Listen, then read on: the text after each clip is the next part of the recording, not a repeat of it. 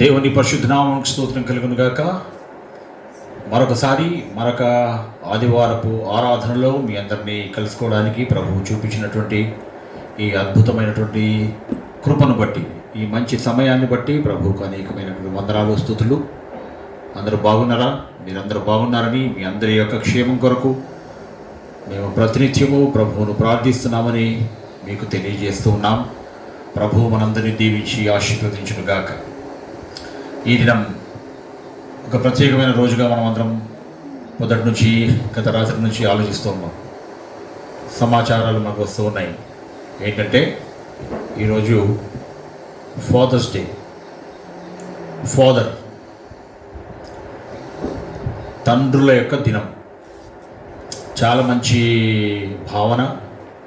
దాని గురించి ఆలోచిస్తేనే ఒక అద్భుతమైనటువంటి ఫీలింగు, అద్భుతమైనటువంటి ఆధిక్యత, దేవుని యొక్క కృప, వీటన్నిటిని మనం జ్ఞాపకం చేసుకోవడానికి ఇదొక దినం. అయితే ఫాదర్స్ డే నాడు మాత్రమే father's day happy father's day అని చెప్పడం కాదు. ఫాదర్, దాని విలువ, ప్రపంచంలో దానికి ఉన్నటువంటి అమూల్యమైనటువంటి విలువ, ఫాదర్హుడ్కి ఉన్నటువంటి అద్భుతమైనటువంటి స్టేటస్, ఇవన్నీ ఆలోచిస్తే చాలా సంతోషకరమైనటువంటి భావన మనకు కలుగుతుంది. దేవునికి స్తోత్రం. ఈ ఫాదర్స్ డే ఎలా స్టార్ట్ అయిందో గతంలో నేను చెప్పాను, మళ్ళీ ఒకసారి మీకు జ్ఞాపకం చేద్దామని నేను అనుకుంటున్నాను. స్మార్ట్ డాట్ అనే అమ్మాయి, ఒక కూతురు. ఎవరి కూతురు అంటే విలియం జాక్సన్ స్మార్ట్ అనే అమెరికన్ సివిల్ వార్ వెటరన్ యొక్క కూతురు.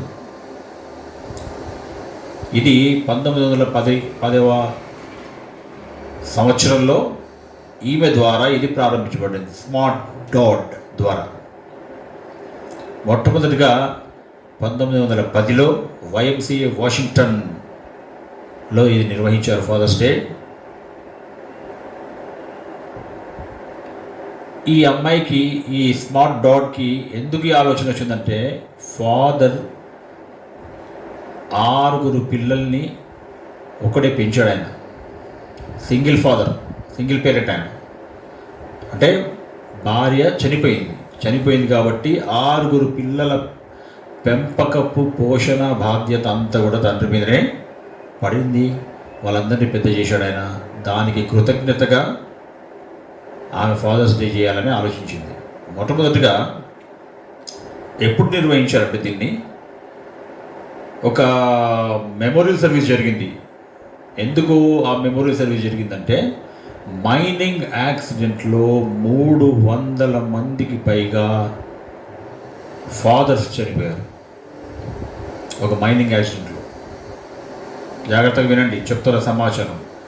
ఒకేసారి ఇంతమంది తండ్రులు చనిపోయారు కదా అని వాళ్ళందరి జ్ఞాపకార్థ కూటం ఒకటి పెట్టారు. పెట్టినప్పుడు అప్పటి నుండి ఈ యొక్క ఫాదర్స్ డే రెగ్యులర్గా చేయడం ప్రారంభించబడింది. ఇది ఫాదర్స్ డేకి ఉన్నటువంటి క్లుప్తమైనటువంటి ఉపోద్ఘాతం. దేవుని వాక్యంలోకి వెళ్దాం. ఫాదర్స్ అందరికీ మరొకసారి మా కుటుంబం పక్షంగా, నా పక్షంగా శుభాకాంక్షలు తెలియజేస్తున్నాను. దేవుడు మనకిచ్చినటువంటి యొక్క గొప్ప ఆధిక్యత, తండ్రులుగా ఉండే హోదా, తండ్రులుగా పిలువబడే ఆధిక్యత దేవుడు మనకిచ్చినందుకు మనమందరం ధన్యులం. ఫాదర్స్గా ఉండి కుటుంబాలని పోషిస్తూ, పిల్లల్ని పెంచి పెద్ద చేస్తూ, వాళ్ళని ప్రయోజకులుగా తీర్చిదిద్దుతున్నటువంటి తండ్రులందరికీ నా శుభాకాంక్షలు తెలియజేస్తూ ఉన్నాను. మత్తయి సువార్త 6వ అధ్యాయం 8-9 చదువుదాం. మీరు మీ తండ్రిని అడగక మునిపే మీకు అక్కరగా నున్నవేవో ఆయనకు తెలియను. మీరు మీ తండ్రిని అడగక మునిపే మీకు అక్కరగానున్నవేవో ఆయనకు తెలియను. కాబట్టి మీరు ఇలాగ ప్రార్థన చేయుడి. ఏమని? పరలోకమందున్న మా తండ్రి, నీ నామము పరిశుద్ధపరచబడునుగాక. ఆగండి. చూసిండ్రా, ఈరోజు తండ్రుల దినోత్సవం కాబట్టి, తండ్రుల దినం కాబట్టి తండ్రి యొక్క విశిష్టత గురించి కొంచెం మనం ఆలోచించాలి. ఇక్కడ చదవబడిన వాక్యంలో దేవుని వాక్య భాగం బైబిల్లో నుంచి మనం చదివినటువంటి ఈ యొక్క మాట ఎంత మంచిగా, తండ్రికి మీకు ఏది అక్కర ఉందో అది ముందే తండ్రికి తెలుసు. అంటే ఆయనకి మన గురించి పూర్తి, తన బిడ్డల గురించి పూర్తి విషయాలు, మన అక్కరలు, అవసరతలు, మన శారీరక, మానసిక, ఆధ్యాత్మిక అవసరతలన్నీ కూడా ముందే తెలిసిన వాడు ఎవరు? పరలోకపు తండ్రి. కాబట్టి అన్నీ తెలుసు కాబట్టి నాకు అది ఇది అనే ఊరికి అడగక్కర్లేదనే మీనింగ్తో యేసు ప్రభు చెప్తున్నాడు. అందుకే ఏం చెప్తున్నాడు? చాలా అద్భుతమైనటువంటి హై స్టాండర్డ్ ప్రార్థన నేర్పిస్తున్నాడు. ఇక్కడ ఎంతసేపు నన్ను పాస్ చేయి, నా తమ్ముడిని పాస్ చేయి, మా అక్కని పాస్ చేయి, నాకు ఉద్యోగం ఇయ్యి, మాకు ఇల్లు ఇయ్యు, మాకు కారు ఇయ్యు, మమ్మల్ని కాపాడు, మా ముందుండు, మా వెనుకుండు అని ఈ ప్రార్థనగా చేయాల్సింది. ఎవరు ప్రార్థన చేసినా మొట్టమొదటిగా అడ్రస్ చేయాల్సింది ఎవరిని అంటే తండ్రి అని. పరలోకమందున్న మా తండ్రి, నీ నామం పరిశుద్ధపరచబడునుగాక. అంటే ఎంతో అద్భుతమైనటువంటి భావన, అద్భుతమైనటువంటి అర్థం ఇందులో ఉంది. నీవు ప్రార్థన చేస్తున్నప్పుడు ఎవరిని అడ్రస్ చేయాలా? మొట్టమొదటిగా తండ్రికి. అంటే మన విన్నపాలన్నీ ఎవరికి పోవాలన్నట్టు? తండ్రికి పోవాలి. ఎందుకంటే తండ్రికి ఉన్న స్థానాన్ని అది తెలియజేస్తుంది. తండ్రి యొక్క స్థానం, ప్రథమ స్థానం. కుటుంబంలో ప్రథముడు ఎవరు? కుటుంబంలో ఫాదర్ ప్రథముడు. సెకండ్ ప్లేస్ ఎవరిది? మదర్. ఫాదర్, మదర్ చాలా ప్రాముఖ్యమైన విషయాలు ఇవి. తర్వాత అసలు తండ్రి యొక్క విశిష్టత, అంటే తల్లి విశిష్టమైంది కాదా అని అనడానికి, వితండవాదం చేయడానికి కాదు మాట్లాడేది. ఈరోజు తండ్రుల దినోత్సవం కాబట్టి తండ్రికి ఉన్న విశిష్టతను నేను కొన్ని విషయాలు నేను మాట్లాడాలని అనుకుంటున్నాను. ఎందుకు తండ్రి విశిష్టమైన వాడు అంటే, జన్మకు కారకుడు తండ్రి, కుటుంబ పోషకుడు తండ్రి, ఆపదలో మనల్ని కాపాడేవాడు తండ్రి, బాధ్యతకు ప్రతీకగా నిలిచేవాడు తండ్రి, కుటుంబ గౌరవానికి, గుర్తింపుకు, కుటుంబం యొక్క ఐక్యతకు, కుటుంబ విలువల్ని నిలబెట్టడానికి మూలకారకుడు తండ్రి. అదేవిధంగా తన పిల్లలకు మంచి స్నేహితుడుగా, మార్గదర్శిగా, ఫ్రెండ్, గైడ్ అండ్ ఫిలాసఫర్ అంటారు తండ్రిని. ఒక స్నేహితుడుగా వ్యవహరిస్తాడు. వాళ్ళు ఏ మార్గంలో వెళ్ళాలి, ఏ విధమైనటువంటి మార్గంలో వాళ్ళు పయనిస్తే ఉత్తమమైన గమ్యానికి చేరుతారు. గమ్యం చేరడం కాదు ముఖ్యం, ది బెస్ట్ డెస్టినేషన్కి చేరడం ముఖ్యం. ఉత్తమమైనటువంటి గమ్యానికి చేరుతారు అని వాళ్ళకి దర్శనం చేసేవాడు.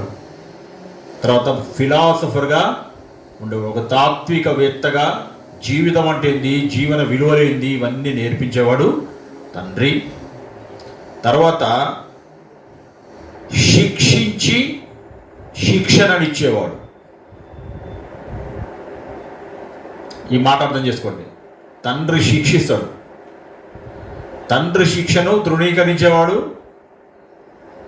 నాశనం అవుతాడు బైబిల్ ప్రకారం. తండ్రి శిక్షించి, గద్దించి, కోప్పడి, బెత్తం వాడిన పిల్లలు మంచి మార్గంలో పయనిస్తారు అని బైబిల్లో చెప్పబడింది. ఈ మాటలు అర్థం చేసుకోండి. శిక్షించడం ఎందుకు? నీకు ఒక మంచి శిక్షణ రావడం కోసం, మంచి ట్రైనింగ్ నీకు లభించడం కోసం శిక్షిస్తాం. తప్పుడు మాటలు మాట్లాడొద్దు, చెడు మాటలు మాట్లాడొద్దు, చెడు అలవాట్లకి గురి కావద్దు, చెడు పనులు చేయొద్దు అని సరిచేయువాడు తండ్రి. ఇన్ని విశిష్టతలు తండ్రికి ఉన్నాయి.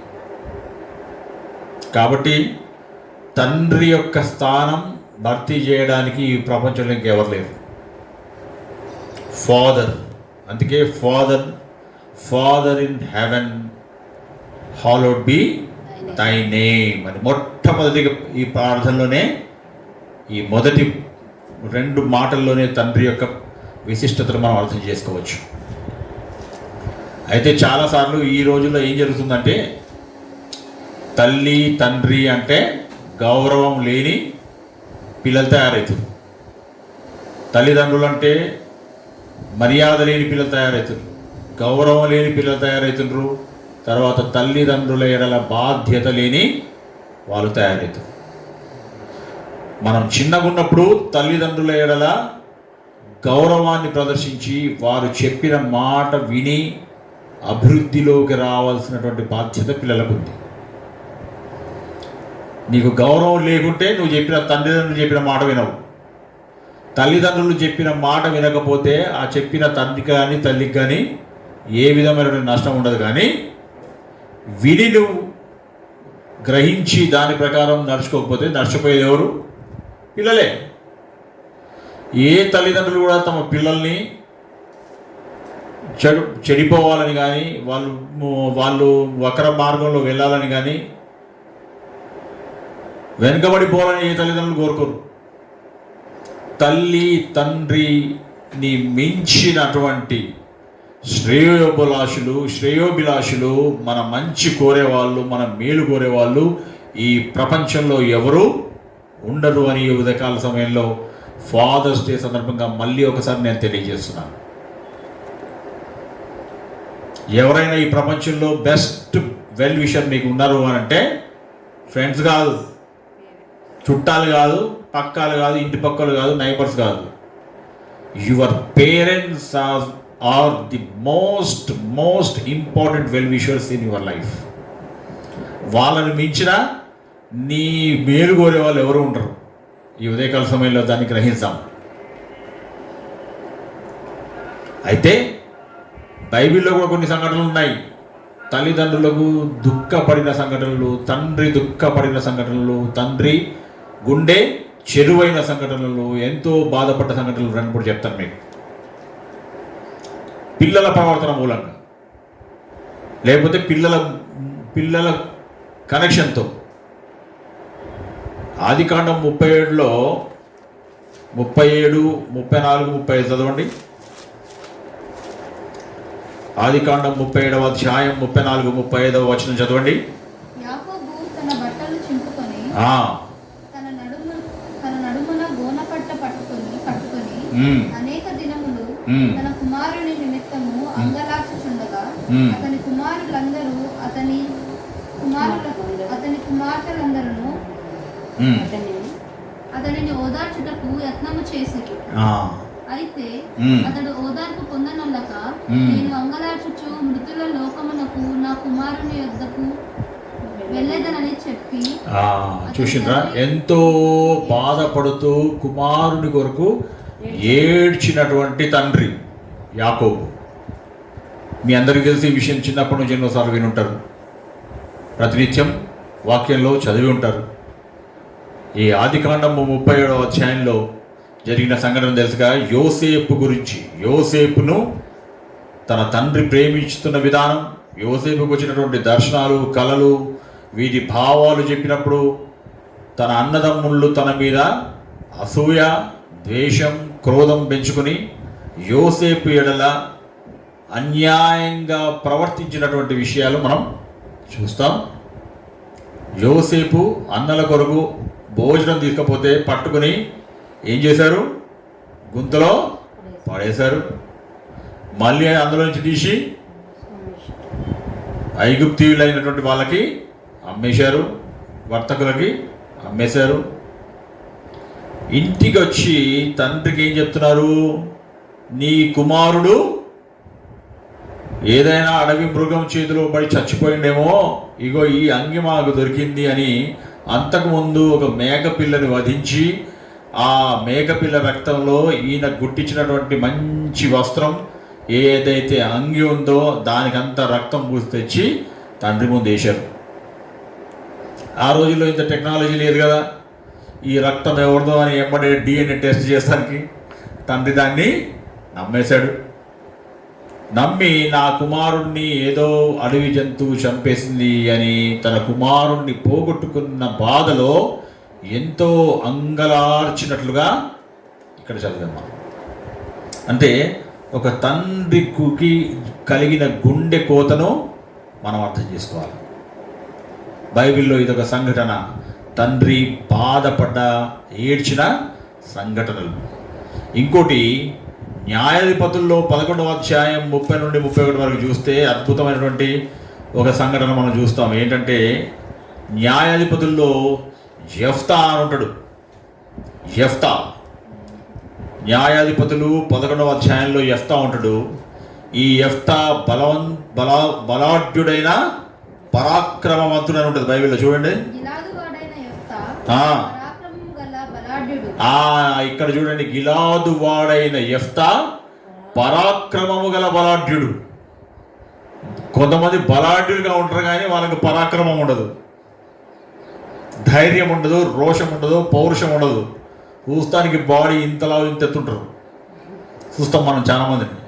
కానీ ఏదైనా సవాల్ ఎదురై ఏదైనా ఒక గడ్డు పరిస్థితిని ఎదుర్కోవాల్సి వచ్చినప్పుడు వాళ్ళ పరిస్థితి ఏంటంటే పిరికితనం చూపిస్తారు.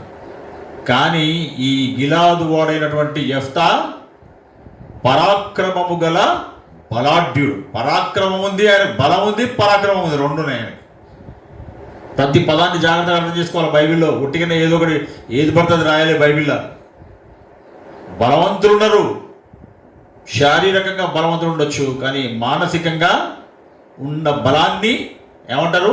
పరాక్రమం అంటారు. You have physique, at the same time you have the spirit to fight. అది పరాక్రమం. ఈయన అమ్మోనీయుల మీద విజయం సాధించిన తర్వాత ఆయన ఆ అధ్యాయాలన్నీ చదివితే, న్యాయపతులు 10, 11, 12 అవన్నీ చదివితే మీకు అర్థమవుతుంది. నేను టైం తక్కువగా ఉంది కాబట్టి ఓవరాల్గా నేను చెప్పేస్తున్నాను. అమ్మోనీయులతో జరిగిన యుద్ధంలో నేను గెలిస్తే దేవునికి మొక్కుకుంటాడు ఆయన. ఒకవేళ నాకు విజయం కలిగి ఇశ్రాయేలుల పక్షంగా దేవుడు నాకు విజయం ఇస్తే, నేను వారిని ఓడించి నా ఇంటికి రాగానే నా ఇంట్లో నుంచి బయటికి వచ్చేది ఏదైనా దాన్ని నీకు ప్రతిష్ఠిస్తా, దాన్ని అర్పణగా నీకు అర్పిస్తా, బలి అర్పణగా అర్పిస్తా అని దేవునికి మొక్కుకుంటాడు యెఫ్తా. తర్వాత జరిగిన విషయం అంతా మనకు తెలుసు. యుద్ధంలో యెఫ్తా గెలిచాడు, ఇశ్రాయేలులకు గొప్ప విజయాన్ని ప్రసాదించాడు దేవుడు. దేవునికి ఇచ్చిన మాట ప్రకారం నిలబడాలి కదా. ఆయన ఇంటికి రాగానే, ఇంటికి వస్తుంటే గొప్ప విజయోత్సవంతో ఆయనను ఎదుర్కోవాలనే ఆలోచనతో తన కూతురు ఏం చేసిందంట, పాటలు పాడుతూ మంచి సెలబ్రేషన్ చేస్తూ తనకు ఎదురైంది. మొట్టమొదటిగా నా ఇంట్లో నుంచి ఏది ఎదురైతే దాన్ని నీకు బలిగా అర్పిస్తానని దేవుడికి మొక్కాడు కదా. ఇప్పుడు ఫస్ట్ ఎదురైంది ఎవరంటే ఆయనకు ఉన్న ఒకే ఒక కూతురు. ఆడపిల్లలు కానీ ఇక మగపిల్లలు కానీ ఎవరు లేరు. ఒకే కూతురు.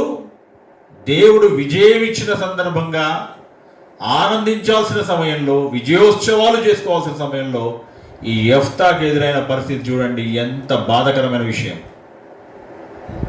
కూతురుని, సొంత కూతురుని విజయానికి చిహ్నంగా, విజయానికి కృతజ్ఞతగా దేవునికి బలి అర్పించాల్సినటువంటి పరిస్థితి ఏర్పడ్డది. ఆ సమయంలో ఆ తండ్రి పరిస్థితి ఎట్లా ఉంటుందో ఆలోచన చేయండి. సొంత కూతుర్ని దేవుని కొరకు బలిగా అర్పించేయాల్సిన పరిస్థితి. ఇది ఒక చాలా బాధాకరమైన సంఘటన. తండ్రి హృదయం గాయపడి అల్లకల్లోలం అయిపోయినటువంటి పరిస్థితి.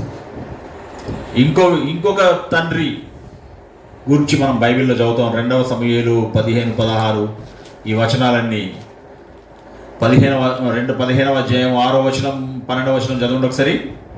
దావీదు గూర్చి ఇక్కడ చెప్పబడింది, అబ్షాలోము గూర్చి ఇక్కడ చెప్పబడింది. 2వ సమూయేలు 15:6.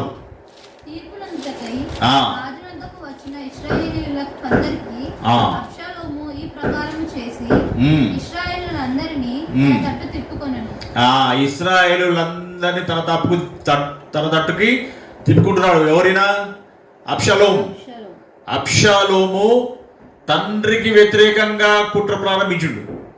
తండ్రికి వ్యతిరేకంగా తండ్రి మీద తిరుగుబాటు చేస్తానికి ఒక పెద్ద ప్లాన్ వేసాడు. పెద్ద తిరుగుబాటు చేస్తూ ఉన్నాడు. తిరుగుబాటుకు ప్రణాళిక రచిస్తున్నాడు. బీజాలు వేసిండు. మీరు అక్కడి నుంచి చదువుతూ 30 దాకా వస్తే ఎంతో బాధాకరమైన సంఘటనలు అనేకం ఉన్నాయి ఇందులో. తండ్రి అధికారాన్ని ధిక్కరించి, తండ్రి అధికారానికి వ్యతిరేకంగా తండ్రిని పదవీచ్యుతుడిని చేయడానికి తండ్రి మీద తిరుగుబాటు చేసినటువంటి వ్యక్తిగా మనకు కనిపిస్తున్నాడు. 12వ వచనం చదవండి. 15-12 2వ సమూయేలు. మరియు బలి అర్పింపవలనని ఉండి అబ్షలోము గిలోనీయుడైన అహీతోపెలు అను దావీదు యొక్క మంత్రిని గిలో అను అతని ఊరి నుండి పిలిపించి ఉండను. అబ్షలోము దగ్గరకు వచ్చిన జనము మరీ ఎక్కువ. అబ్షలోము దగ్గరికి వచ్చిన జనము మరీ ఎక్కువ అయిపోతా ఉన్నారు. ఇక కుట్ర బహు బలంగా జరుగుతూ ఉందట. కుట్ర బహు బలంగా జరుగుతూ ఉంది. ఎవరికి వ్యతిరేకంగా చేస్తున్నాడు ఈ కొడుకు? Listen carefully. ఎవరికి వ్యతిరేకంగా? తండ్రికి వ్యతిరేకంగా కుట్ర పంతుడు సొంత కొడుకు. 11వ వచనం చదవండి. ఇశ్రాయేలీయులు అబ్షలోము పక్షము వహించిరని దావీదునకు వర్తమానం రాగా, ఇశ్రాయేలీయులందరిగా అబ్షలోము వైపు తిరిగిపోయినరు అని తండ్రికి సమాచారం వచ్చింది. దావీదు రాజుకి వచ్చినప్పుడు దావీదు అక్కడి నుండి పారిపోయే పరిస్థితి ఏర్పడింది. 16వ వచనం చదవండి. అప్పుడు రాజు నగరిని కనిపెట్టుటకై ఉపపత్నులకు 10 మందిని ఉంచిన మీదట తన ఇంటి వారందరినీ వెంట పెట్టుకొని కాలినడకన సింహాసనం మీద కూర్చొని రాజ్యం ఏలాల్సినటువంటి దావీదు పరిస్థితి ఏమైంది? కాలినడకన తన కొడుకుకి దొరకకుండా పారిపోదాం మనం అని వచ్చిందంటే యుద్ధం చేసి ఎంతో మందిని చంపుతాడు. అవసరమైతే నన్ను కూడా చంపుతాడు. ఈ రక్తపాతాన్ని నివారించడానికి వాళ్ళ చేతికి మనం దొరకకుండా ఉండటం మంచిది అనే ఒక భయంకరమైన పరిస్థితి క్రియేట్ చేయబడిన సందర్భంలో కాలి నడకన అన్ని వదిలిపెట్టి నడుచుకుంటూ పోతుండట పాపం. చూడండి, తండ్రిని అట్లా చేస్తారా ఎవరన్నా? అట్లా చేసిందనుకో ముందు ఏం జరుగుతుందో చెప్తా. 16 చదవండి. అప్పుడు రాజు నగరిని కనిపెట్టుటకై ఉపపత్నులకు 10 మందిని ఉంచిన మీదట తన ఇంటి వారందరినీ వెంట పెట్టుకొని కాలినడకన బయలుదేరి. 23 చదవండి. వారు సాగిపోవచుండగా జనులందరూ బహుగా ఏడ్చుచుండిరి. ఈ ప్రకారము వారందరూ రాజుతో కూడా కిద్రోను వాగు దాటి అరణ్య మార్గం ప్రయాణమైపోయేది. అరణ్య మార్గం పట్టిండిగా కాలినడకన బయలుదేరిండు. వాగులు వంకలు దాటుకుంటా అరణ్య మార్గంలో. 30వ వచనం చదవండి. అయితే దావీదు ఒలీవ చెట్ల కొండలెక్కే పరిస్థితి ఏర్పడేది. రోడ్డు మీద వాగులు వంకలు, ఇప్పుడు కొండలు. ఏడుస్తున్నాడు. ఇక్కడ ఎవరు చేపట్టి ఏడుస్తున్నారు? కొడుకు. చాలా మంది హ్యాపీ ఫాదర్స్ డే అంటున్నారు. ఇప్పుడు ఈరోజు మీ నాన్నలు బతుకున్నారు, చనిపోయారు, మీకే తెలుసు. మా నాయన చనిపోయాడు. ఇక్కడ ఒకసారి ఆలోచన చేయండి. తండ్రిని ఏడిపించిన కొడుకు ఎవడు? అబ్షలోము. తల్లిదండ్రులు బతుకున్నప్పుడు వాళ్ళని ఏడిపించి దూషించి నానా తిప్పలు పెట్టి నానా ఇబ్బందులు పెట్టి నానా విధాలుగా వారిని బాధ పెట్టిన వాళ్ళు ఇప్పుడు హ్యాపీ ఫాదర్స్ డే అంటున్నారు. మన తల్లిదండ్రులకి ఏం చేసామో ఆలోచించుకుందాం. మన తల్లిదండ్రులు ఎలా మనం ఎట్లా ప్రవర్తించడమో ఆలోచించుకుందాం. ఒక్కసారి యథార్థత ఉంటే, మనలో నీతి నిజాయితీ ఉంటే, తల్లిదండ్రుల ఎడల మనం ఎట్లా ప్రవర్తించడమో ఒకసారి జ్ఞాపకం చేసుకొని ఆ విషయంలో ఒకవేళ అన్యాయంగా అక్రమంగా అబ్షలోము లాగా ప్రవర్తించిన పక్షంలో ఇప్పుడైనా మనం దేవుని సన్నిధిలో పశ్చాత్తాపం చెందాలా? తల్లిదండ్రుల ఎడల అనుచితంగా ప్రవర్తించిన అబ్షలోములు మన మధ్యలో కూడా చాలా మంది ఉన్నారు. ఏడిపించిడు దావీదు. సింహాసనం మీద నుంచి సింహాసనం వదిలిపెట్టి, పట్టణం వదిలిపెట్టి రోడ్ల మీదకి వచ్చి గుట్టలు, వాగులు, అరణ్యాలు, కొండల ప్రయాణం చేసుకుంటా ఏడుస్తున్నాడట. 30వ వచనం మళ్ళీ ఒకసారి చదవండి. అయితే దావీదు మ్మ్. ఒలీవ చెట్ల కొండ ఎక్కుచు ఆ. ఏడ్చుచు తల కప్పుకొని ఆ పాదరక్షలు లేకుండా పాదరక్షలు, కనీసం చెప్పులు కూడా లేకుండా కాలి నడకన వెళ్ళెను. ఎంత బాధాకరమైన విషయం చూడండి. నెక్స్ట్ అధ్యాయంకి వెళ్దాం. 16వ అధ్యాయం 11వ వచనం చదవండి ఒకసారి. అయితే ఈ తల్లిదండ్రుల్ని ఇబ్బంది పెట్టిన వాళ్ళకి ఏ పరిస్థితులు ఎదురైతాయో మీకే తెలుస్తుంది. ముందు చూడండి. అభిషై అనే ఒక సైన్యాధిపతి, 3 సైన్యాధిపతులు ఉంటారు. ఎవరికి? ఈ దావీదుకి.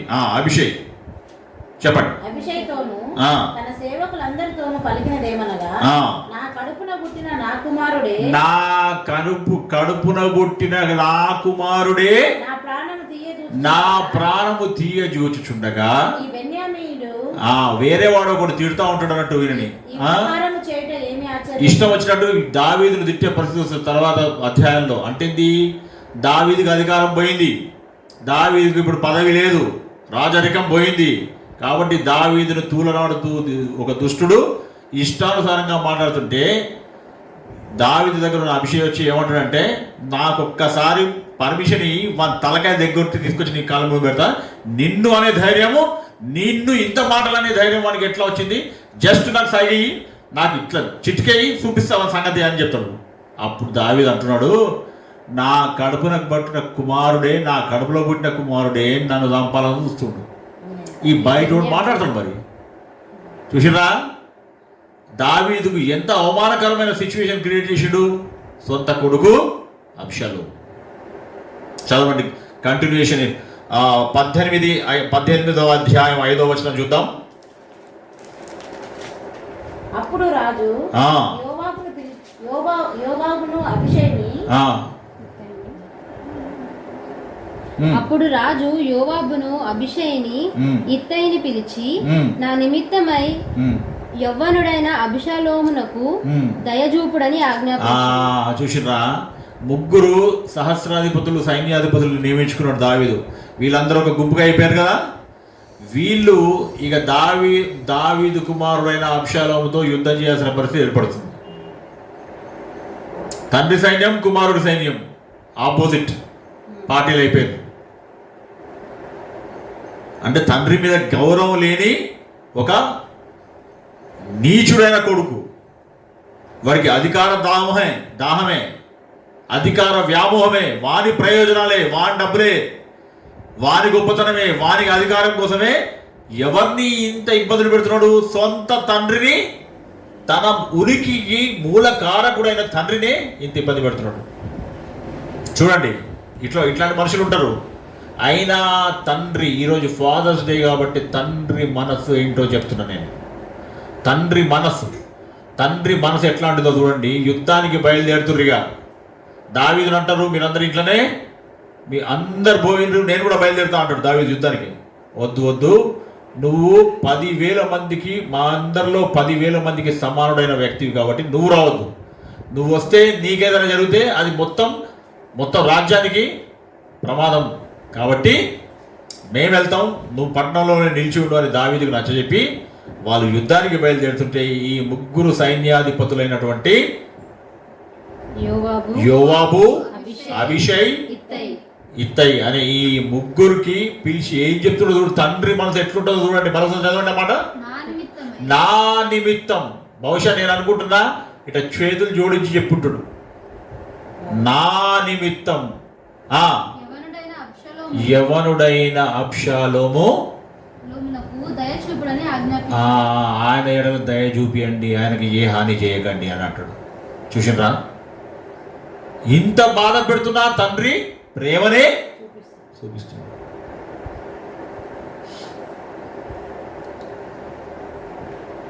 పద్దెనిమిదవ అధ్యాయం 29వ వచనం కూడా చదువుదాం. 18:29. అక్కడ నుంచి సమాచారం వస్తుంది. ఇక యుద్ధ సమాచారం. యుద్ధానికి వెళ్ళిపోయారుగా, రాగానే కొడుకు మీద గుంజుతుంది, ప్రాణం కొట్టుకుంటుంది. ఒక సేవకుడు వచ్చాడు అక్కడి నుంచి. రాగానే ఏమంటాడు, అబ్షాలోము ఎట్టున్నాడు, యుద్ధంలో మనం గెలిచినావా, మన పరిస్థితి ఏంటి, మనం ఎంతమంది చచ్చిపోయారు, మన వాళ్ళు ఎంతమంది చచ్చిపోయారు, వాళ్ళు ఎంతమంది చచ్చిపోయారు, మన సైనికులు ఎంతమంది హతమయ్యారు, వాళ్ళ సైనికులు ఎంతమంది హతమయ్యారు, ఈ సమాచారం పట్టట్లే ఆయన కొడుకు మీద కొడుక బాధ. బాలుడైన అబ్షాలోము క్షేమంగా ఉన్నాడా? 32 చదవండి. రాజు బాలుడకు అబ్షాలోము క్షేమంగా ఉన్నాడా?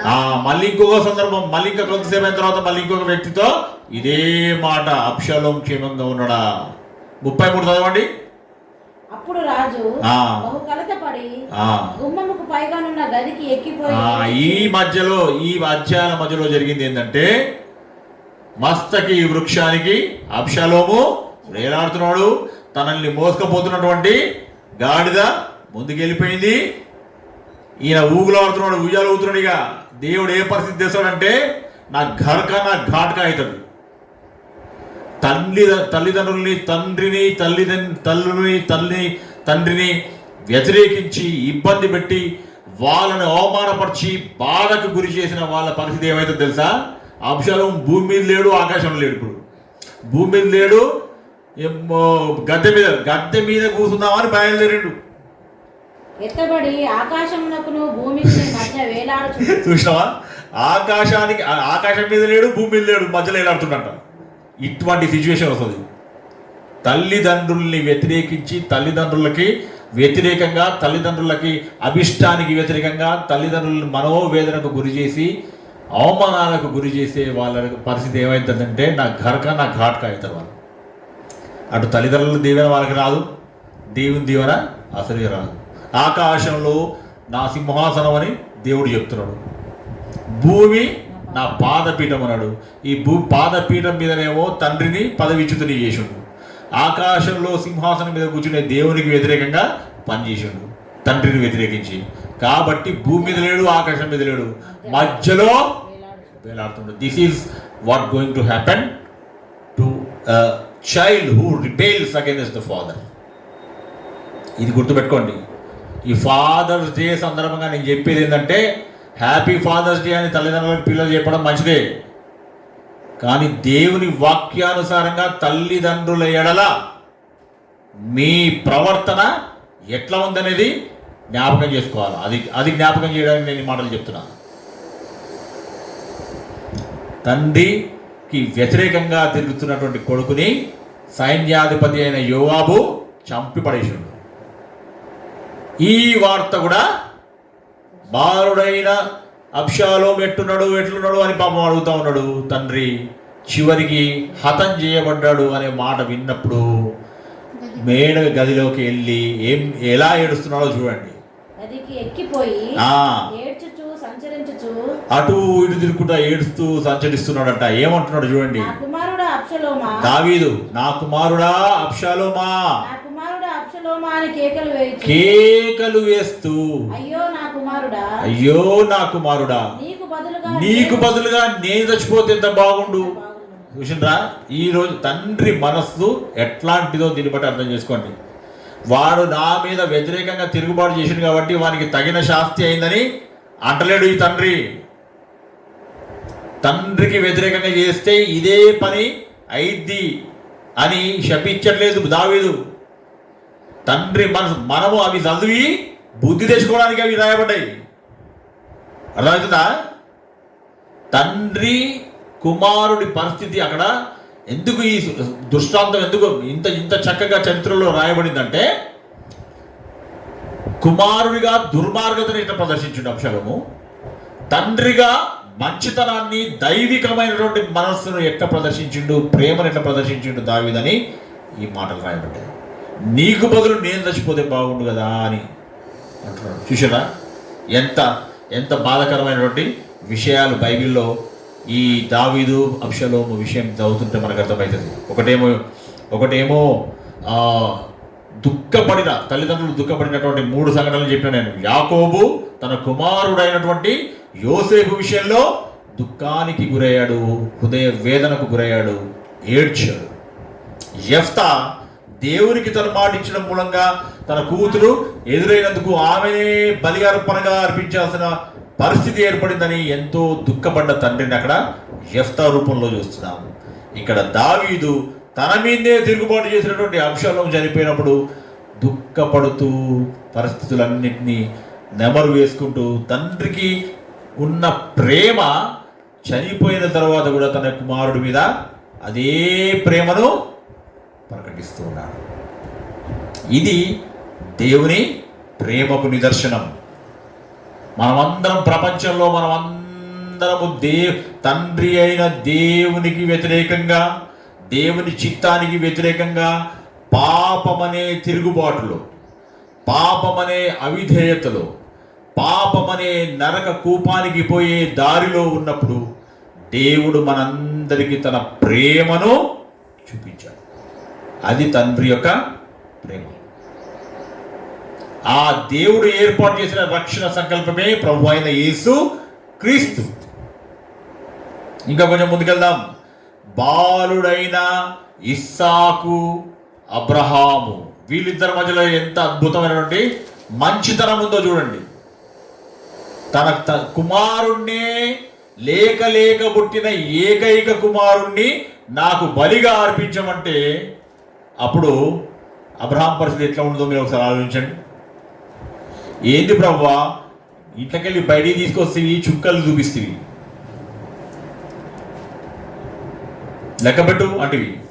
లెక్క పెడతానికి నేను ప్రయత్నం చేస్తే నీ వల్ల కాదు, నా వల్ల కాదని నేను చెప్తి. నీ సంతానం అంత అవుతుంది అంటివి. ఇసుక రేణువులు, సముద్రపు ఇసుక రేణువులంతా సంతానం చేస్తా అంటివి. ఒక్క కుమారుణ్ణి ఇస్తేవి, ఆ ఇచ్చిన ఒక్కడిని కూడా బలి అర్పించమంటున్నావు. ఇది న్యాయమేనా? ఏందా నువ్వు చెప్పుడు ఏంది, చేసుడు ఏంది, నువ్వు ఏం చెప్పినావు, ఏం చేస్తున్నావు? ఎన్ని క్వశ్చన్లు వచ్చినాయో అబ్రహాంకి మనసులో. కానీ అంటే ఆర్డినరీగా ఎవరికైనా ఈ ప్రశ్నలన్నీ వస్తాయి. కానీ అబ్రహాము దేవుడు ఏం చెప్పిండో అది చేసిండు. అబ్రహాము విశ్వాసం ఏం తెలుసా? చనిపోయిన నా కుమారుడైన ఇస్సాకులో నుంచి కూడా నాకు సంతానం ఇస్తాడని ఆయన ఊహించుడు, నమ్మిండు. ఆయన విధేయత చూపించిండు. ఇస్సాకును బలిగా అర్పించడానికి వాళ్ళిద్దరు కలిసి మా ఆహారం కదా దీని గురించి అద్భుతంగా ఎక్స్ప్లెయిన్ చేసేటోడు. పోతుర్రు, గాడిద మీద ఎక్కి పోతుర్రు. పోతుంటే నాయన అడిగిందంట ఆహారం దా, మాకు డ్రమటైజ్ చేసి చెప్తుండే. నాయన మరి కట్టెలున్నాయి, నిప్పుంది, అన్నీ ఉన్నాయి, మరి బలి బతిపిస్తామని పోతున్నాం కదా మనం, మరి బలి అర్పించడానికి గొర్రెపిల్లేది అని అడిగినట్టు. గొర్రెపిల్ల దేవుడే ఇస్తాడులే అని ఏం చెప్పిండో మరి తండ్రి. అక్కడికి పోయినాక బలిపీఠం మీద అన్ని ఏర్పాటు చేసిండు, కట్టెలు పెట్టిండు, నిప్పి పెట్టిండు, అంత పెట్టి అంత రెడీ చేసి కొడుకు వాడు నిలబడి ఉంటే తండ్రి సట్న పట్టుకుని ఉంటాడు కొడుకుని. అమాయకుడైన కొడుకుని అంటే ఇట్లా నాయన ఈడ పట్టుకొని నేను బలి చేయాలంటే ఉంటాడు, వాడు ఉరుకుతాడు అంటుండే మా ఆరోగ్యత. మీరు ఆలోచించుకోండి. కొడుకును బట్టి దేవునికి బలి ఇచ్చే పరిస్థితి ఏ తండ్రికి వస్తుంది? ఇస్సాకు వచ్చింది అక్కడ, ఇక్కడ మళ్ళా అబ్రహాం విషయంలో అదే జరుగుతుంది. అయినా బలి అర్పించమన్నాడా? ఈ ఇస్సాకు కూడా ఎంత మంచివాడు అంటే దేవుడికి నువ్వు బలి అర్పిస్తామని నిర్ణయించుకున్నావు. దేవుడు నిన్ను అడిగిండు, మీ ఇద్దరి మధ్యలో వ్యవహారం. మళ్ళీ మధ్యలో నన్ను బట్టి నన్ను బలి అర్పిస్తాడు ఏంది, నువ్వు బాగున్నావు అని తండ్రిని వ్యతిరేకించలే.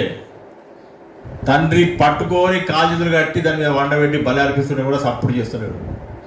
మా నాయన నన్ను ఏదన్నా చేస్తాడు, చేయని అని. దేవుని మాటకు విధేయత చూపడం అనేది అబ్రహాము ఇస్సాకుని ఈ బలి ఎపిసోడ్ మనం అర్థం చేసుకుంటే మనకు అర్థమవుతుంది. సామాన్యమైన విషయం కాదు. అక్కడ తండ్రికి ఎంతో బాధాకరమైనటువంటి ఒక ఛాలెంజ్ని దేవుడు మొదలుపెట్టిండు. అయినా అబ్రహాము దేవునికి విధేయుడితోనే చూపించాడు. దేవా, నీ మీద నాకు భక్తి ఉంది, నాకు ఇష్టం ఉంది, అన్నీ ఉన్నాయి, కానీ ఇది ప్రాక్టికల్గా కుదరదానిలే, ప్రాక్టికల్గానే చేస్తానికి ప్రయత్నం చేశాడు అబ్రహాం. అందుకే అబ్రహాము విశ్వాసులందరికీ నేటికి తండ్రిగా పరిగణింపబడుతున్నాడు, ఎంచబడుతున్నాడు, పిలువబడుతున్నాడు. దేవునికి స్తోత్రం కలుగునుగాక. మనం కొత్త నిబంధనలకు వస్తే ఒక తండ్రి కొడుకుల వ్యవహారం ఉంటుంది. లూకాసు వార్త 15వ అధ్యాయం. తప్పిపోయిన కుమారుడు, వీడు తండ్రి సంగతి చూడండి. తప్పిపోయిన కుమారుడు దోస్తులతో చెడు స్నేహాలతో మొత్తం నాశనం అయిపోయి తండ్రి ఆస్తిని పంచుకొని తీసుకొని వెళ్ళిపోయి చివరికి ఏడికి చేరిండు? పందుల ఫామ్కి చేరింది. పందుల కాపరి, అసలు పెద్ద భూస్వామి కుటుంబంలో పుట్టినోడు లాస్ట్కి పందులు మేపేవాడు కాడికి పోవాల్సిన పరిస్థితి ఏర్పడింది. తనకున్నదంతా దుర్వ్యాపారం చేసి మొత్తం పోగొట్టుకున్నాడు. అంత సర్వనాశనం చేసి చివరికి పందులు తినే పొట్టు తినడానికి కూడా పందుల కాంపిటీషన్కి తట్టుకోలేకపోయాడు. పందులలో చేరిండు. పంది బుద్ధి కాబట్టి లాస్ట్కి పందుల కాడికే పోయిండు. వాడు పోయి ఏం ప్రయత్నం చేస్తున్నట్ట? పందుల పొట్టు తినడానికి ప్రయత్నం చేసినా పందులు కూడా నూకేసి అయ్యే తింటున్నాయి, ఈయనకి ఇస్తలేవు. అప్పుడు బుద్ధి వచ్చింది. మా తండ్రి దగ్గర ఎంతోమంది పని వాళ్ళకి అన్నం దొరుకుతుంది, ఎంతోమంది పని చేస్తున్నారు, వాళ్ళందరూ హాయిగా ఉన్నారు. నా పరిస్థితి ఏంది? లాస్ట్కి ఇంత భయంకరమైన సిచ్యువేషన్లోకి నేను రావాల్సి వచ్చింది. మా నాయనను వ్యతిరేకించి, మా నాయనకి వ్యతిరేకంగా నేను పని చేసినందుకు, మా నాయన ఈ అభిష్టానికి వ్యతిరేకంగా నేను వ్యవహరించినందుకు నాకు ఈ గతి పట్టింది. పోయి మా నాయన దగ్గర పోతా ముందే అనుకోండు, జీతకాలాన్ని మా నాయనకాన్ని జీతం చేద్దాం, ఇక లాభం లేదు. ఎంతోమందికి అన్నం పెడుతుండు కదా, నాకేమో ఈ పందుల పొట్టు కూడా దొరకట్లేదు. మా నాయన దగ్గర ఉన్నటువంటి జీతగాళ్ళందరూ అన్నం తిని హాయిగా హ్యాపీగా ఉంటుర్రు. కాబట్టి నేను మా ఇంటికి పోతే కనీసం నాకు భోజనం అన్న దొరుకుతుంది అని మా నాయన దగ్గరికి పోయి క్షమాపణ అడుగుదాం, జీతం మాట్లాడుకుందాం, కొత్త జీతం అని. పందులో కంటే మా నాయన కన్నా జీతం చేస్తే బెస్ట్ అనుకొని బయలుదేరినాడు. పందులో కాడ జీతం చేసే బదులు మా నాయన కాడిని జీతం చేస్తా అని బయలుదేరాడు. అంటే కోల్పోయిండు. మా నాయన కాడికి పోయి మా ఇంట్లోకి పోదాం అనుకోవట్లేడు, జీతకాల్లాగా పోదాం అనుకుని వచ్చిండు నాడికి. ఎందుకంటే అర్హత కోల్పోయిండు. ఆస్తి పంచుకుంటువి, నాయనను అవమానపరుస్తీవి, నాయన అభిష్టానికి వ్యతిరేకంగా వెళ్ళిపోతువి.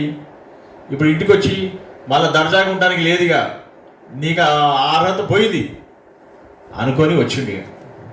వచ్చి తండ్రి, నీకు వ్యతిరేకంగా, పరలోకానికి వ్యతిరేకంగా నేను పాపం చేశాను, నీ కుమారుడునని అనిపించుకోవడానికి నాకు అర్హత లేదు, కానీ నీ పని వాళ్ళలో నన్ను ఒకనిగా ఎంచి నాకింత అన్నం పెట్టు అని ఆ స్థితి చూసిరా. అబ్షాలోము తండ్రికి వ్యతిరేకంగా తిరుగుబాటు చేసి తండ్రిని నానా ఇబ్బందులు పెట్టినాక వాని గతి ఏమైంది? తప్పిపోయిన కుమారుడు పరిస్థితి ఏమైందో మనం చూసి, తండ్రికి వ్యతిరేకంగా ఆలోచన చేసేవాళ్ళు, తండ్రికి వ్యతిరేకంగా మాట్లాడేవాళ్ళు, తండ్రి మీద తిరుగుబాటు చేసేవాళ్ళు ఈ బుద్ధి తెచ్చుకోవడానికి ఈ సంఘటనలు బైబిల్లో రాయబడ్డాయి. అవి నేను చూసి అవి నేర్చుకొని మనం అట్నే చేద్దామని కాదు. నువ్వు అట్నే చేస్తే నీకు పందుల పుట్టే గతి. వీనికి పందుల పొట్టు, అబ్షాలోముకి మస్తకి చెట్టు. ఒకరికి చెట్టు కథ అయితే ఒకరికి పొట్టు కథ అయింది. ఇట్లాంటి పరిస్థితి ఏర్పడుతుంది లాస్ట్కి.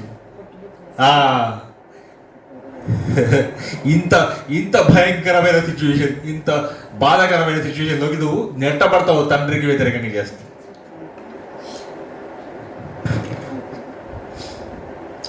Best father and the best sun ఈ ప్రపంచంలో ఎవరో తెలుసా? పరలోకమందున్న తండ్రి, బెస్ట్ ఫాదర్. ఆయన చెప్పినట్టుగా విని తన ప్రాణాన్ని సిలువలో అర్పించడానికి వెనుకాడకుండా ముందుకొచ్చినటువంటి కుమారుడు. ఈ best father and best sun యొక్క రిలేషన్షిప్ యొక్క అంతిమ లక్ష్యం, అంతిమ ఫలితం ఏంటంటే నీకు నాకు రక్షణ దేవుడు దయచేశాడు. ప్రపంచమంతా పాపంలో కూరుకుపోయి మానవుడు జీవానికి దేవునికి దూరమైపోయి అనంతమైనటువంటి నరక కూపంలో గడపాల్సినటువంటి సిచ్యువేషన్లోకి దిగజారిపోతున్న మానవుణ్ణి రక్షించడానికి ఒక ఉత్తమమైనటువంటి తండ్రి చేసిన పని ఏంటంటే, ఎవరిని నేను పంపించాలి అంటే ఉత్తమమైన కొడుకు నేనున్నా అని రెడీ అయ్యాడు. తండ్రికి విధేయుడుగా వచ్చి విధేయత చూపించి మనందరి యొక్క పాప పరిహారార్థమై తండ్రి చిత్తానుసారంగా తన జీవితాన్ని, తన ప్రాణాన్ని సిలువలో అర్పించి నీకు నాకు రక్షణ అనుగ్రహించినటువంటి ఈ తండ్రి కొడుకుల ఆదర్శం, తండ్రి అయిన దేవుడు, కుమారుడైన యేసుక్రీస్తు, వీళ్ళిద్దరూ best father and best sun అని మనం గ్రహించాలి ఈ ఉదయకాలం. సామెతలు 15వ అధ్యాయం 20వ వచనం ఒకసారి చూడండి.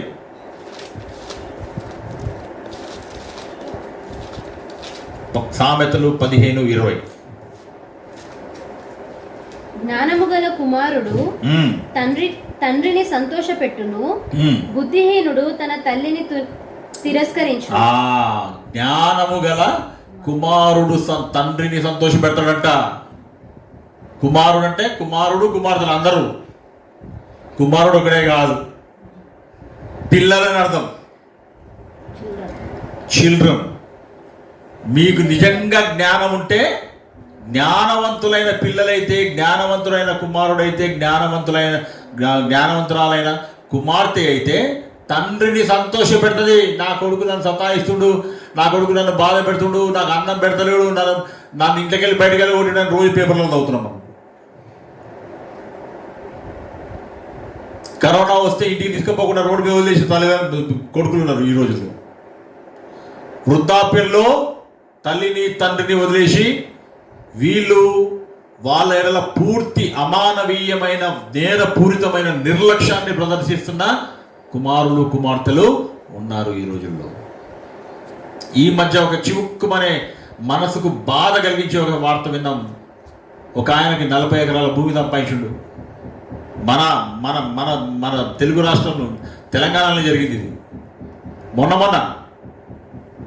ఒక 4-5 రోజులు, 1 వీక్ బ్యాక్ నేను చదివిన వార్త. 40 ఎకరాల భూమి సంపాదించి వ్యవసాయం చేసి దర్జాగా బతికిన ఒక రైతు వృద్ధాప్యం వచ్చినాక ఏం చేసిండ్రు, ఒక నెల పెద్ద కొడుకు కాడ, ఒక నెల చిన్న కొడుకు కాడ ఉండాలని నిర్ణయించినట్టు. చిన్న కొడుకు ఇటీవల చచ్చిపోయాడు కాబట్టి భారం పెద్ద కొడుకు మీద పడ్డది. భార్య కూడా చచ్చిపోయింది ఎప్పుడో. ఇక తల్లిదండ్రులు ఇద్దరు ఉన్నారు. పెద్ద కొడుకు చూసుకోవాలి. పెద్ద కొడుకుకి తండ్రి మీద సరైన ప్రేమ లేదు. సరిగ్గా చూడండి, సరిగ్గా వినండి. పెద్ద కొడుకుకి, కోడలికి తండ్రి మీద సరైన ప్రేమ లేదు. వాళ్ళని వెనకాల పశువులు కట్టేసి ఒక రేకుల షెడ్లో ఒక కొట్టంలో పెట్టిండ్రు. ఇక చాలా రోజుల నుంచి అట్లనే సరిగా చూస్తలేరు, వాళ్ళని సరిగా అన్నం పెడతలేరు, ఏం పెడతలేరు, వాళ్ళ ఆలన పాలన చూస్తలేరు. ఈ మధ్య వాళ్ళు చనిపోయారు, ఇద్దరు భార్య భర్తలు. పెద్ద కొడుకు కోడలు ఏం చెప్పారు అందరికీ, కరోనా వచ్చి చచ్చిపోయారని చెప్పిరట. అయిపోయింది, సమాధి చేసిర్రు, అయిపోయింది. వాళ్ళని పెద్ద మనుషులు కాబట్టి సమాధి చేసేసారు, అయిపోయింది. వాళ్ళ కూతురు ఇంకో జాగాలు ఉంటుంది. ఈ చచ్చిపోయిన వాళ్ళ కూతురు పెళ్ళయింది కాబట్టి అత్తగారి ఇంట్లో ఏడు ఉంటుంది. ఎందుకో ఆమెకు డౌట్ వచ్చి, మాకు అనుమానం ఉంది, మా అమ్మ నాయనని వీళ్ళు ఏదో చేసిండ్రు, వాళ్ళు సహజంగా చచ్చిపోలేదు, వాళ్ళకి కరోనా అయితే కాదు, నాకైతే డౌట్ అని ఆమె పోలీస్ కంప్లైంట్ ఇచ్చింది. పోలీస్ కంప్లైంట్ ఇస్తే పోలీసులు వచ్చి విచారణ చేసి, తవ్విన సమాధి చేస్తే సమాధిలోకి వెళ్ళి ఆ శవాల్ని బయటికి తీసి తీసుకుపోయి వాళ్ళని టెస్ట్ చేసి పోస్ట్ మార్టం చేస్తే వచ్చిన రిపోర్ట్ ఏంటంటే, వీళ్ళకి అన్నం పెట్టనందుకు చచ్చిపోయినని రిపోర్ట్ వచ్చిందంట. కరోనా కాదు, సరైన తిండి లేక చచ్చిపోయిన వీళ్ళని రిపోర్ట్ ఇచ్చారంట. వాళ్ళు ఇచ్చిన ఆస్తిపాస్తులు తీసుకున్న కొడుకు, 40 ఎకరాల భూమి ఎంజాయ్ చేస్తున్న కొడుకు, ఆ తల్లిదండ్రులకు ఇంత అన్నం పెట్టడానికి ఇష్టపడని కొడుకు మళ్ళీ చనిపోయినాక కూడా దాన్ని అబద్ధంగా చిత్రీకరించి కరోనా అని చెప్పి అబద్ధాలు ప్రచారం చేస్తే లాస్ట్కి నిజం బయటకు వచ్చింది. తిండి పెట్టనందుకు ఆహారం చాలా రోజుల నుంచి వీళ్ళకి పెడతలేరు కాబట్టి చచ్చిపోయారు వీళ్ళని రిపోర్ట్ వచ్చిందట. ఇది మన కండ్ల ముందు, మన చుట్టుపక్కల, మన ఎరుకలో జరుగుతున్న దుర్మార్గాలు. తల్లిదండ్రుల ఎడల ఆలోచన చేయండి. మన బాధ్యత క్రైస్తవ బిడ్డలుగా ప్రార్థన, పొద్దున్నేసి ప్రార్థన చేసేటోళ్ళు, పొద్దున్నేసి వాక్యాలు మాట్లాడేటోళ్ళు, పొద్దున్నేసి ప్రార్థన చేసేటోళ్ళు, మీ తల్లిదండ్రుల ఎడల మీరు ఎట్లా ప్రవర్తిస్తున్నారో ఒకసారి ఆలోచన చేసుకోండి. If you are not responsible towards your parents, your father, you are not called a true Christian. అసలు నువ్వు క్రైస్తవుడు అని చెప్పుకోవడానికే నీకు అర్హత లేదుగా. ఆదివారం బైబిల్ పట్టుకుపోయి గుళ్ళ ఏదో హడావుడి చేసుడు కాదు. హడావుడి చేస్తున్నావు కానీ ఇంటికాడ నీ తల్లిదండ్రులను ఎట్లా చూస్తున్నావు? ఒక్కసారి ఆత్మవిమర్శ చేసుకోండి. ఈరోజు నేను కొంచెం కఠినంగానే మాట్లాడుతున్నా, మీరు ఏమని అనుకోండి. దేవుని వాక్యాల్లో ఉన్న విషయాలే మాట్లాడుతున్నా, వ్యవహారికంగా జరుగుతున్న విషయాలే మాట్లాడుతున్నా. ఉన్నదంటే మరి అది ఇష్టం ఉండదు వినడానికి. చెవులకి ఇంపుగా ఉంటే మంచిగా కబుర్లు చెప్తేనే అది మంచి వాక్యం అనుకోవాలండి. కఠినంగా చెప్పి పుండుకి కారం వేసినట్టు చెప్తేనే రోగం కుదురుతుంది. ఆలోచన చేసుకోండి. ఇటువంటి భయంకరమైన సిచ్యువేషన్స్ మనం చూడట్లేదా ప్రతిరోజు? తల్లిదండ్రులను సరిగ్గా చూడని వాళ్ళు ఎంతో మంది ఉన్నారు. ఎఫ్ఎసి 6వ అధ్యాయం 2-3 వచనాలు చదవండి. ఎఫ్ఎసి 6వ అధ్యాయం 1 నుండి 2 వచనాలు 3 వచనాలు చదవండి. పిల్లలారా జాగ్రత్త. ఫాదర్స్ డే రోజు మనం వింటున్నటువంటి ఈ చివరి వాక్యం, ప్రభువునందు మీ తల్లిదండ్రులకు విధేయులై ఉండండి, ఇది ధర్మమే. తల్లిదండ్రులకు విధేయులై ఉండాలి, ఇది ధర్మము. దాని వెనుక నీకు మేలు కలగడానికి ఒక మాట, నీ తల్లిని నీ తండ్రిని సన్మానించుము, అప్పుడు నీవు భూమి మీద దీర్ఘాయుష్మంతుడవగుదువు. ఇది వాగ్దానములతో కూడిన ఆజ్ఞలలో మొదటిది. వాగ్దానం ఏంది? నీకు దీర్ఘాయుష్యు. ఆజ్ఞ ఏంది? తల్లిదండ్రుల్ని సన్మానించు. వాగ్దానం, దేవుడు నీకు దీర్ఘాయుష్యును వాగ్దానం చేస్తున్నాడు. ఎట్లా వస్తుంది దీర్ఘాయుష్యు? మంచి ప్రోటీన్ ఫుడ్ తిని ఇమ్యూనిటీ పవర్ పెంచుకుంటే ఈ దీర్ఘాయుష్ కాదు వచ్చేది. తల్లిదండ్రుల్ని గౌరవించి వారిని సన్మానించినప్పుడు నీకు దీర్ఘాయుష్ వస్తుంది. అంతేగాని పొద్దున 4 గుడ్లు సాయంత్రం 4 గుడ్లు తింటే దీర్ఘాయుష్ రాదు. అర్థమవుతుందా? ఇప్పుడు ఈ కరోనా సీజన్లో మొత్తం ఫుడ్, చికెన్, అది ఇది డ్రై ఫ్రూట్స్ ఇవన్నీ తినండి, ఆరోగ్యంగా ఉంటారు, మీకు ఏం కాదని చాలా మంది చెప్తున్నారు. అది మంచిదే, కానీ అసలైన కిటికీ ఏంటంటే తల్లిని తండ్రిని సన్మానించండి. మీ జీవితానికి మీకు దీర్ఘాయుష్యు లభిస్తుంది. దీర్ఘాయుష్యులోనే నీ అభివృద్ధి, ఆయుష్లోనే నీ వృద్ధి, సంపద, సృష్టి. నీవు అభివృద్ధి చెందడానికి అన్నిటికీ మూలమైంది నువ్వు బ్రతికి ఉండి ఆయుష్మంతుడవై ఉంటే ఇవన్నీ సాధిస్తావు. నువ్వు ఈ భూలోకంలో గొప్ప గొప్ప పనులు చేసి నీ ఉద్యోగంలో, నీ సాంఘిక, నీ యొక్క ఉద్యోగ, ఆధ్యాత్మిక రంగాలలో నువ్వు అభివృద్ధి పదంలో పయనించాలంటే నీకు ఆయుష్ ఉండాలి. ఆ ఆయుష్ నీకు రావాలంటే తల్లిని తండ్రిని నువ్వు సన్మానించాలి. గుట్టగానే పొద్దున్నే లేచి హ్యాపీ ఫాదర్స్ డే అంటే లాభం లేదు. తండ్రి మీద నిజమైన గౌరవం ఉంటే తల్లిని సన్మానించడం అంటే ఏడాదికోసారి పూలదండ వేసి వాళ్ళ వెడ్డింగ్ యానివర్సరీ చేసుడు కాదు. Every day you have to listen to your parents, obey the instruction given by your parents, your father especially. ఇది చాలా ప్రాముఖ్యమైన విషయం. ఫాదర్స్ డే మరి బైబిల్ ఇంతకుముందు సామెతలు ఏంటో, నీ జ్ఞానం గల్ల కుమారుడు తండ్రిని సంతోష పెడతాడంట. నేను మా తల్లిదండ్రుల్ని సంతోష పెట్టినని సగర్వంగా చెప్పుకుంటున్నాను. నేను నన్ను చూసి మా అమ్మ నాయన గర్వించిండ్రు. నేను సాధించిన విజయాలు, నేను ఎక్కిన అంతస్తులు అన్నీ చూసి మా నాన్న మా అమ్మ ఎంతో గర్వంగా చెప్పుకునేవాళ్ళు. మరి మనందరి సంగతి, మీ అందరి సంగతి కూడా ఆలోచన చేసుకోండి. ఒకరోజు ఒక పెద్ద వ్యక్తి మా ఇన్స్టిట్యూట్ షకీనా ఫౌండేషన్కి వచ్చిండు. ఆఫ్రికాలో ఉంటాడు ఆయన ఆఫ్రికన్ కాదు, ఇండియనే. నన్ను కలవడానికి వచ్చి మన ఇన్స్టిట్యూట్కి is one of our supporters వచ్చి మాట్లాడుతుండే అప్పుడే ఆయన రాకముందే మా ఫాదర్ డానియల్ గారు, కీర్తిశేషులు డానియల్ గారు నా ఆఫీస్లో కూర్చొని నన్ను కలవడానికి ఏదో పని మీద మా పప్పు వచ్చాడు. మేము మాట్లాడుతున్నాం. వచ్చిన తర్వాత అది ఇది మాట్లాడుతుంటే చెప్పాను, మా ఫాదర్ ఇంట్రడ్యూస్ చేసిన. మా ఫాదర్ అని నేను ఇంట్రడ్యూస్ చేస్తే ఆయన నమస్తే సార్, నమస్తే జీ అది అని మాట్లాడుతున్నాడు. మాట్లాడుతుంటే మా ఫాదర్, మా పప్ప ఏమంటాడు తెలుసా, ఐఎమ్ ఇషాకర్స్ ఫాదర్ అని చెప్తున్నాడు. మధ్యలో ఇషాకర్స్ ఫాదర్ అని చెప్తున్నాడు అంటే దీని వెనక అర్థం చూడండి ఒకసారి, ఏం అర్థమవుతుంది మీకు? అది ఐఎమ్ ఇషాకర్స్ ఫాదర్ అంటే హీ ఈజ్ మై సన్ అంటలేడు మా డాడీ, మా పప్ప. అంటే నేను ఎన్నో విజయాలు సాధించిన కాబట్టి ఈయనకు నేను తండ్రి అని గొప్పగా చెప్పుకుంటున్నాడు అంట. దాని మీనింగ్ నేను అట్లా చెప్పని చెప్పలే, మా నాయన భావన అది కాబట్టి అట్లా చెప్తున్నాడు.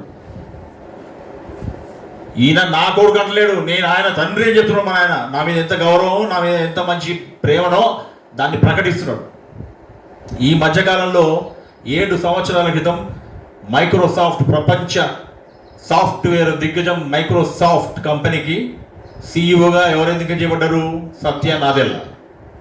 నిన్న 2 days బ్యాక్ ఆయన చైర్మన్ కూడా అయింది. ఇప్పుడు దానికి సీఈఓ కమ్ చైర్మన్ అయింది ఇప్పుడు మైక్రోసాఫ్ట్కి. ఆయన మొట్టమొదటిగా సీఈఓ అయినప్పుడు, సత్యనాదెల్ల సీఈఓ అయినప్పుడు ఆయన తల్లిదండ్రులు హైదరాబాద్లోనే ఉంటారు.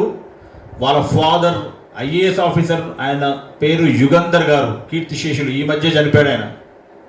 అప్పుడు సీఈఓ అయినప్పుడు, సత్యనాదెల్ల సీఈఓ అయినప్పుడు ఆయన బ్రతికే ఉన్నాడు. అదృష్టం కొద్దీ యుగంధర్ గారు, ఆయన ఐఏఎస్ ఆఫీసర్, కేంద్ర ప్రభుత్వంలో ఉన్నతమైన పదవుల్లో పనిచేసి రిటైర్ అయ్యాడు. ఆయన రిటైర్మెంట్ తర్వాత ఆయన ఒక ఎన్జిఓ స్టార్ట్ చేశాడు, కమిట్మెంట్స్ అని. ఆ ఎన్జిఓ తర్వాత మాది కూడా ఒక ఎన్జిఓ కాబట్టి షకీనా ఫౌండేషన్, మేమందరం కలిసి వరల్డ్ బ్యాంక్ ప్రాజెక్ట్, వెలుగు ప్రాజెక్ట్ ఒకటి ప్రారంభించబడింది అప్పట్లో.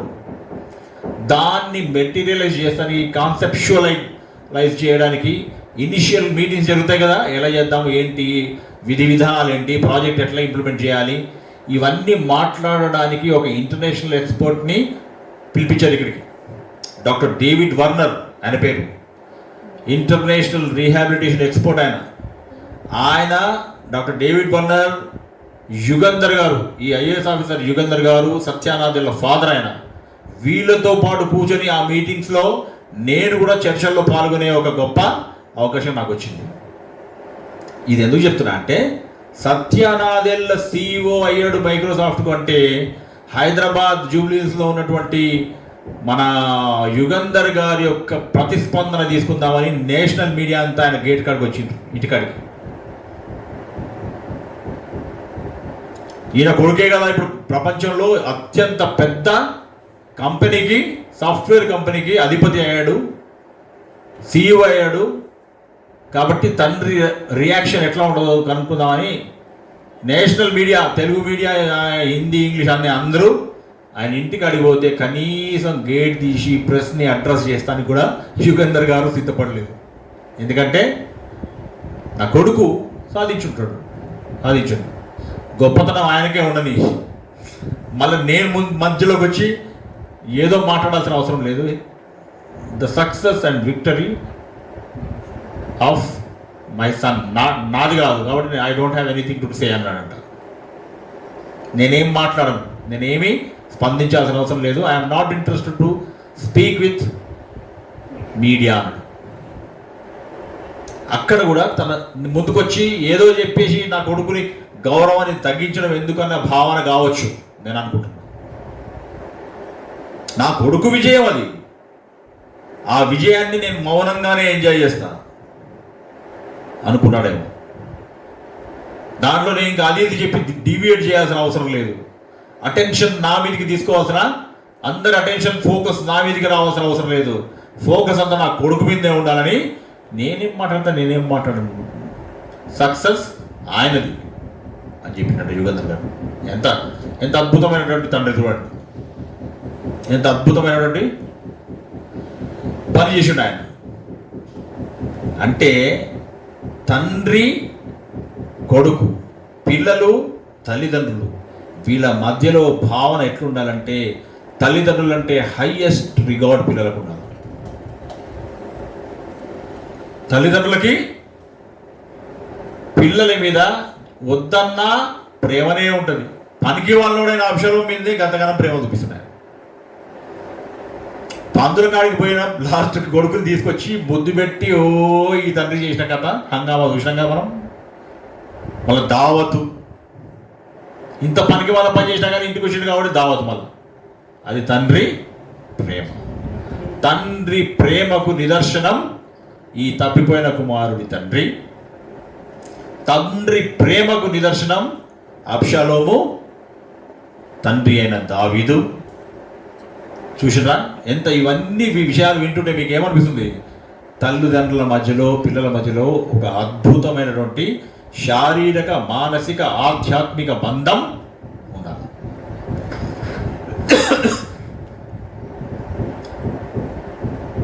ఈ మంచి విషయాల కోసం భూమి మీద మనం పుట్టించబడ్డాం.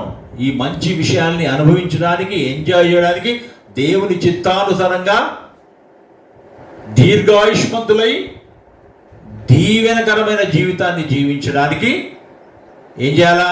తండ్రిని సన్మానించాలా. 20 ఆజ్ఞల్లో మొదటి 20 అధ్యాయంలో నిర్గమకాండం 10 ఆజ్ఞల్లో ఆ తల్లిదండ్రులని గౌరవించే విషయంలో చూడండి, ఒకసారి చదవండి. నీవు దీర్ఘాయుష్మంతుడు వగినట్లు, చదవండి ఒకసారి 20 అధ్యాయం. నీ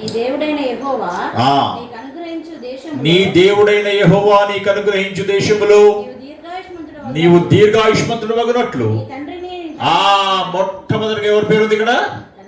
తండ్రిని, నీ తల్లిని సన్మానించు. తల్లిదండ్రులను తప్ప ఇక బయట వాళ్ళందరినీ సన్మానించే బ్యాచ్ ఒకటి ఉంటుంది. పక్కోడు చెప్తే వింటారు, దోస్తులు చెప్తే వింటారు, కాలేజీలో కాలేజ్ మేట్స్ చెప్తే వింటారు, చుట్టాలు చెప్తే వింటారు. కొంతమంది అందరు చెప్పిన మాట వింటారు కానీ తల్లిదండ్రుల మాట వినరు. ఇది ఒక కేటగిరీ.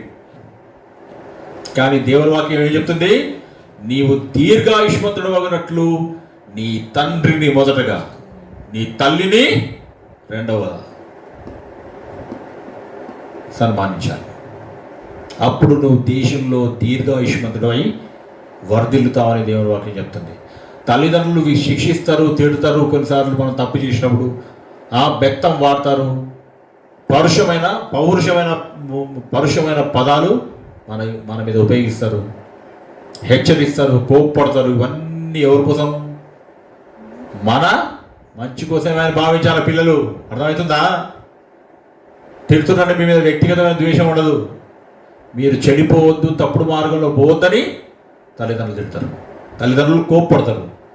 అందుకే తండ్రి మాట విన్నవాడు, తండ్రి శిక్షను భరించినవాడు జీవితంలో అత్యున్నతమైన శిఖరాలకి ఎదుగుతారు. దేవుడు మీ అందరినీ దీవించి ఆశీర్వదించును గాక. Happy father's day once again. Thank you so much for listening.